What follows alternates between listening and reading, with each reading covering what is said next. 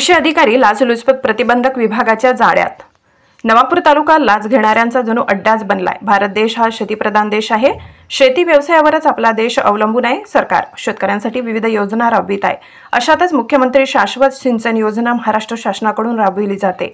सदर योजनेत शेततळे शेतकऱ्याला अनुदानावर देण्यात येते। या संदर्भात मंडळ कृषी अधिकारी सागर अशोक अहिरे, तालुका नवापूर, जिल्हा नंदुरबार यांनी तक्रारदार यांच्या नावावर तालुक्यातील थुवा येथील शेत सर्वे 95-1 या शेतात मुख्यमंत्री शाश्वत सिंचन योजनेअंतर्गत वैयक्तिक शेततळे बांधण्याची मंजुरी मिळाली होती। सदरच्या शेततळ्याच्या अनुदानाची रक्कम मिळवून देण्यासाठी आलोसेने फेब्रुवारी महिन्यात 25,000ची लाच मागणी केली होती। तडजोड यंत्री 20,000ची लाच घेताना रंगेहात पकडण्यात आले। आरोपी लोकसेवक सागर अहिरे यांच्यावर नवापूर पोलीस ठाण्यात गुन्हा दाखल करण्यात आलाय। सदर कारवाई शर्मिष्ठा वालावालकर यांच्या मार्गदर्शनाखाली नंदुरबार पथकाने केली। लोकशाही हक्क न्यूज चॅनलसाठी सुनील वाघ, सहसंचालक, नवापूर।